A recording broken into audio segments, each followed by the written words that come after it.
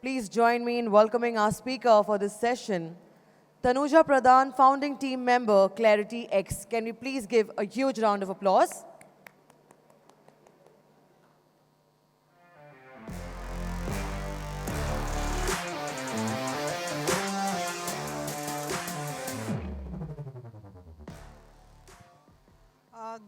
Should I say good morning or it's still good afternoon?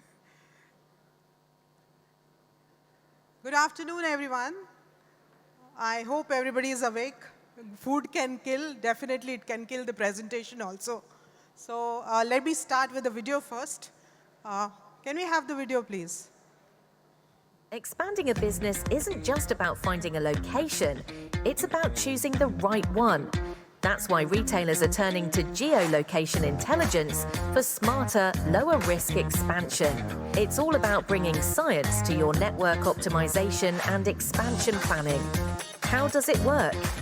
Analyze market potential using CX indices by cities, pin codes, grids. Location intelligence. Understand the presence of retail POIs, luminosity, traffic, infrastructure, rentals, and more. Consumer demography. Understand age, income, and preferences to target the right audience. Spends by category. Track spending on fashion, electronics, groceries, and more to forecast demand. FMCG spends. Analyze FMCG trends to uncover essential buying behaviors and saturation levels. By leveraging geolocation intelligence along with demography and consumption data, retailers can empower their strategic decisions. The future of retail expansion is going to smarter, faster, and data-driven. Find the best location for your next store today with ClarityX. Thank you. So I can have the slides now, thank you. So as the presentation says, it is about adding science to your location intelligence. So what happens, I was part of the session and I was listening to many people and they say one of the key ingredient is, guesstimate or, the hunch which you have for the location.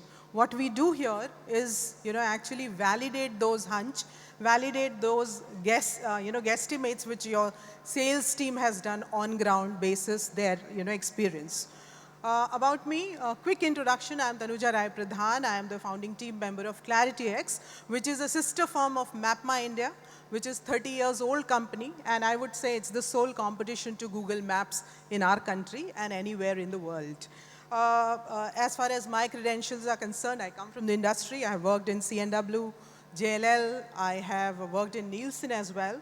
So, the variety actually, brings the insights, and that's what I'm going to do here. So, starting with the presentation, some interesting fact. There are around 12 million retail outlets which are present in the country. And this does not include your grocery. It does not include your departmental stores. You see the spread, the distribution is still amongst the organized retail. So, the good part of this is, yes, there is a huge headroom for you to expand. Talking about the restaurant specifically, while, if you saw, there was earlier slide where it says that 18% of the spends come from F&B. However, you see the branded F&B is very minimalistic when you, look at it from the category perspective. Then, if you see the category, I don't know whether this presentation is visible there. So, apparel, there are 1.2 million outlets on apparel. Jewelry, there are around 0.32 million. Healthcare, 2.2 million outlets which are present across the country. What we have done, I don't know whether all of you are aware of it. We also have a consumer app called Mappls, which is the sole. Again, I want to reiterate again, it's a made in India app and is the sole competition to Google Map anywhere in the world. There are 30 million Indians who have downloaded and using it. How does this information help you? What we do, we have started using that, app for a consumer preference analytics, and we call it search analytics. And what I'm showing you, this is the analytics for latest month, where how many people are searching for what kind of categories. Just a snippet. So it's a high street still remains the charm. I still like to go to GK versus maybe whichever mall it is. And which are the categories which got searched the most? You can see D-Mart emerges as one of the prominent shopping location for the country, followed by Lulu Mall, Chandni Chowk, Sarojini Nagar. This is the latest trend, so it could be the influence of seasonality, your kids' holidays, etc., and that will be reflected here. Which are the top restaurants which are searched this month? These are Amrik, Sukhdev, and your, Haldiram, CCD, etc. So this is a start. Now I will talk more about our offerings to you. So we as a MapMy India, we have a lot of intelligence on the geolocation, which means that anything which is developed or constructed on Indian land is all tracked by us. Whether it is a mall, whether it is a STP, whether it is a sewage, whether it is a dump yard, or whether it is a local kirana. How does it help you? Because then you know what is the current dynamics of your category, whether it is a jewelry or apparel or whatever, in that particular location or any location. The beauty is everything comes with a history. So you can also think about, okay, what has been the growth? It is not about the static data, which is as on date scenario. You also get numbers on the growth, whether that area has been growing like this or it has just remained stable as is. So these are the data sources. One is, we have exclusive tie-up with ISRO, where we get a lot of data, and one of the important data for the retailers is luminosity, which talks about which are the emerging growing corridors which are coming up across the country. The I would say the USP is this data is not restricted at a city level. You have capability to see this data at a pin code. You have this capabilities to cut this data at a 1 square kilometer grid. So, if you talk about Delhi, let's say Southex and Kotla Mubarakpur, they are the same pin codes, but do they have the same story for retailer? May not be. It's a different demography which exists within the same pin code, and that's what this helps in. Then, I don't know whether you know about it, but we have, we are leadership in B2B tie-ups. So whether it is your car, which has a mapping app, all the brands except 2 are integrated with MapMy India. Whether it is a logistic truck which is traveling on the highway, it is all, integrated with MapMy India. And therefore, we know what is the mobility trend across the country. Let's say if somebody wants to see, okay, which are the emerging corridors which are coming up across the country next, let's say, which will grow in next 5 years, this is one of the data which will be used, which is a mobility index, how it has grown, what is the impact of a new highway which has come up, etc. Then we work with government a lot, and therefore I would say that please download Mapple's app and see if there is a Naka Bandi in Delhi, that will be updated there. It might not be updated somewhere else. And how does it help? Because we work with government and we track the highway, project monitoring through drone. That data is also, plugged into our solutions when we talk to the brands. This is a massive list. You may not see that, but I will quickly talk about it. So as I said, the first data set which is used by the brands in, finalizing the location is the current consumer dynamics, right? What kind of consumers are there? What is the affluence level? What is the affordability? What is the working population? What is the women population, if at all, for a fashion brand? And what we have done, while census has happened in 2011, we have updated all these numbers for 2023. That was a mix of, your on-ground exercise, etc. And those numbers are being used by multiple brands, including big corporates who are already sitting here. And they validate that those numbers do speak the real story on the ground. The first one, as I said, you will know what is the POI. For example, a brand wants to launch Chinese in Aligarh. So they would want to see what is the current preparedness or appetite for that cuisine in Aligarh. So the way to, the first level of information you need is what is the count of Chinese restaurant? How many branded versus unbranded? What is the, affluence level of people? And then we put the layer of Maple analytics to see if people are searching for Chinese restaurant or not. If that city doesn't have any search, your navigation starts when you have already made up your mind. So that is the consumer preference ladder, which we also add.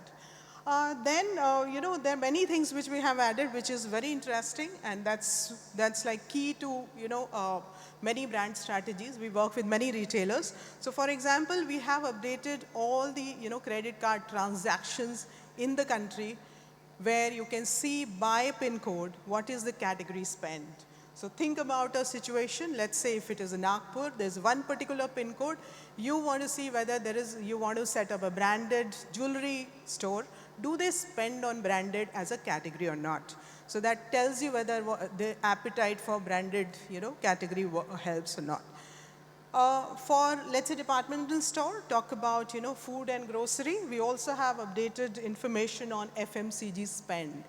And when we say FMCG, you can actually see the bifurcation by personal care, healthcare, the SKU size, the pricing band, etc. And then now when you put everything in one strategy, in one equation, which talks about, okay, what is the current infrastructure, how has been the growth of the city, how is the POI, what is the consumer spending on, let's say you are the brand for electronics, how it has, changed over a period of time, what is the affluence, and which area, which PIN code, which grid, 1 square kilometer grid within the PIN code, then that is where the validation happens. And that is why we say it is all about bringing science to your retail strategy. It is, while we are humans, and the traditional way for everybody in India or across the country, it is about me going and doing a recce. This is only about validating whether my human bias is, was right, wrong, etc., etc. One of the use cases, very simple one, for a FMCG brand we were doing where, the count was 1100 store and the guy was very happy. The moment he put it on the map, he realized there's a skew in the geography. So it does not represent the entire city. So may not be, applicable for organized retail. For unorganized retail, that was one of the use case. It is about visualization. Next thing, and also we do, the on-ground validation happens through the real estate rental and cap value data. So that integration, so we have also done partnership there so that we do not tell you what is not feasible for your brand per se for expansion. Sorry. Yeah. So these are the 4 pillars. These are the work, I would say these are the 4 pillars in which we work on. The biggest one is network expansion strategy. Second one is performance evaluation. Let's say I'll just throw a use case from different industry. There are many ATMs. You optimize number of ATMs based on the revenue potential which exists in that area.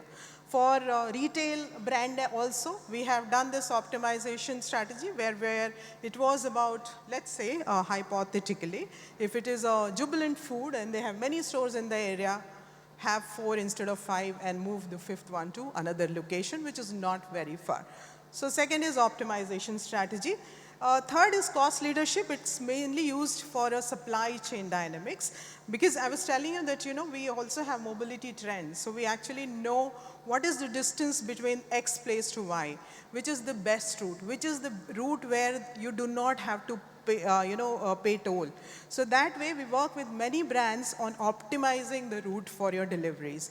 Whether it is deliveries to consumer, whether it is delivery from your production hub to warehouse to retailer, so all those sort of things.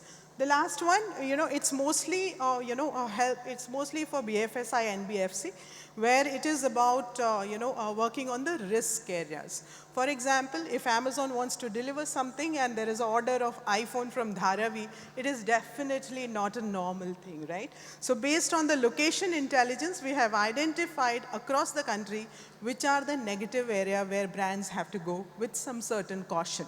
Doesn't mean that you don't sell an iPhone in Dharavi, definitely not. But when you sell it, there are different control mechanisms to ensure that, there is no fraud. These are the, as I already spoke about it, it only tells you about the depth and width of data. When we say, while in India, if you see the government records, there are approximately 19,000 PIN codes. However, in reality, there are 24,000 PIN codes. As per census, there are 6.9 lakh villages. In reality, there are 12 lakh villages across the country. So there are many numbers because we work on those geography data, and these are the depth and I would say width of the data which you get. So you actually have a lot of data on the rural. You actually have a lot of data for the highways, because now many QSR brands specifically are moving to highways. So we can actually tell you whether, and that's the work we are doing with many brands, including fuel and energy, where we tell them where to open, let's say, EV charging station. We know the right side of the highway analytics versus left side of the highway. We know which is the point which has proximity to labor, because let's say if you have a fuel station, you need somebody to man it, and nobody will come from maybe, main cities. So those kind of analysis are also done, and we know which are the food plazas on the highway, which are the food plaza where the highest turn-in ratio happens.